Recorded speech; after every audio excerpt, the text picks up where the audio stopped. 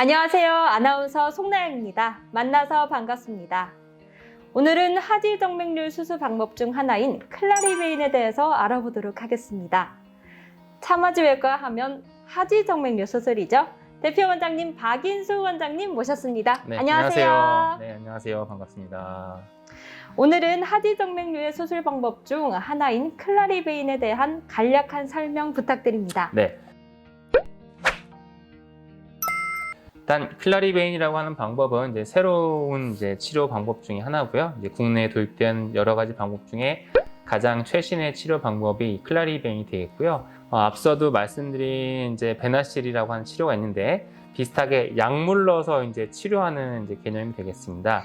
영어로는 메카노케미칼 어블레이션, 약자로 MOCA, 모카라고 해서 표현을 하는데 수술하는 과정 중에 클라리베인에 그 카테터가 이렇게 돌아가면서 혈관을 자극을 하고 동시에 약물이 투입이 돼요. 그래서 동시에 물리, 화학적인 자극을 통해서 고장난 혈관을 치료하는 방법이 되겠습니다.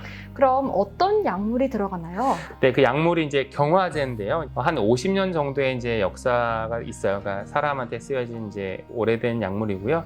기본적으로 우리가 치료 목적으로, 의학적인 치료 목적으로 혈관을 없애야 되는 경우가 있는데 그런 경우에 사용됐던 약물이고, 소디움 테트라데실 설페이트, 약자로 STS라고 하는 그 성분이 국내에서는 사용이 되고 있습니다. 클라리베인도 결국 약을 넣어서 정맥류 혈관을 없애는 거다, 이렇게 이해를 하면 될까요? 네, 맞습니다. 계속 반복되는 얘기인데 정맥류 치료 개념은 기본적으로 그 고장난, 옛날에 없었던, 있으면 안 되는 나쁜 비정상의 혈관을 없애주는 건데, 절개술은 째서 직접 빼내는 거고, 레이저 수술과 고주파 수술은 열로 혈관을 태워서 죽여서 없애는 거고, 베나실과 오늘 얘기하는 클라리베인은 약물을 넣어서 혈관을 딱딱하게 붙여서 결국 혈관이 사멸돼서 조직이 사라지게끔 유도하는 방법으로 이해를 하시면 될 것 같습니다. 그렇다면 클라리베인의 장점은 어떤 게 있나요? 네, 일단 장점은 약물을 넣어서 치료하는 것이기 때문에 째서 하는 절개 수술이나 열을 이용해서 치료하는 레이저 수술이나 고주파 수술보다 수술 후 통증이 더 적고, 그다음에 베나실하고 마찬가지의 장점인데요. 보통 정맥류 수술하고 나서 항상 조금 문제가 될 수 있는 게 신경 손상인데, 신경 손상이 없다라는 게 또 장점이 되겠습니다. 신경 손상, 이 말만 들어도 되게 무서운데요. 그렇다면 이 클라리베인은 그런 게 없다는 거죠? 네, 기본적으로 우리가 정맥류 수술할 때는 복제신경 또는 비복제신경이라고 하는 게 정맥류 혈관에 같이 나란히 지나가게 돼요. 그래서 사실 정맥류 수술하다 보면 그 신경을 조금 자극을 주거나 건드릴 수가 있는데, 째서 혈관을 제거하거나 열로 혈관을 태우는 치료 같은 경우에는 확률적으로는 어쩔 수 없이 1000명 중에 몇 명은 신경 손상 때문에 생길 수 있는 어떤 그 부작용이 와서 조금 몇 개월 동안 수술 부위에 좀 감각이 불편하거나 통증이 생기는 그런 합병증이 몇천 명 중에 몇 명은 좀 생길 수가 있는데, 베나실과 마찬가지로 클라리베인은 그냥 혈관 안으로 들어가서 약만 넣어서 치료하는 거기 때문에 일단 신경 손상의 가능성이 0%라는 확실한 장점이 있긴 합니다. 신경 손상이 전혀 없다, 정말 큰 장점인 것 같은데요.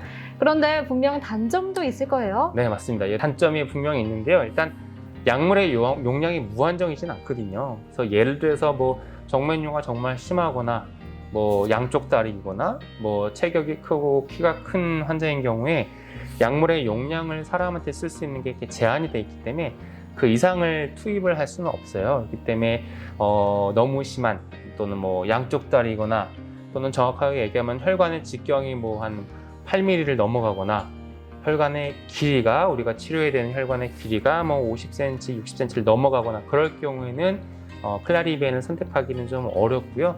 그리고 가장 현실적으로 큰 단점은 비용의 문제인데, 저번에 베나실 치료편에서도 말씀드렸지만 베나실도 사실 그 사용되는 일회용 제품이 100만 원대가 훌쩍 넘어가는데 클라리베인도 거의 금액이 같습니다. 그래서 다른 레이저나 고주파 수술에 비해서 수술비가 좀 많이 비싸다는 것이 하나의 큰 단점이 되겠습니다. 이렇게 들어보면 장점이 굉장히 많은 수술인 것 같은데요.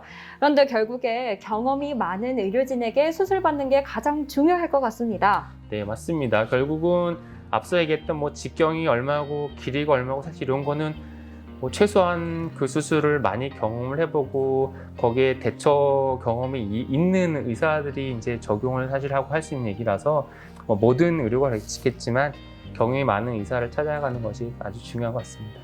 그렇다면 선생님은 당연히 경험이 많으시겠죠? 네, 뭐 클라리베인도 2018년 6월 9일에 제가 국내에서 최초로 이제 시행을 했습니다. 네. 정말 이렇게 인터뷰를 하다 보면 깜짝깜짝 놀라는 소식만 접하게 되는 것 같습니다. 오늘은 하지정맥류 수술 방법 중 가장 최신 방법인 클라리베인에 대해서 알아봤습니다. 일단 현재 나온 방법 중 가장 최신의 수술 방법이고요. 장점이 많지만 너무 심한 경우에는 적용하기 어렵다. 따라서 결국에는 경험이 많은 의료진에게 수술을 받는 게 가장 좋다. 이렇게 정리를 할 수 있겠고요. 또 국내 최초로 클라리베인을 수술한 사람은 참아지외과 박인수 대표 원장님이시다. 이렇게 정리를 해볼 수 있을 것 같습니다.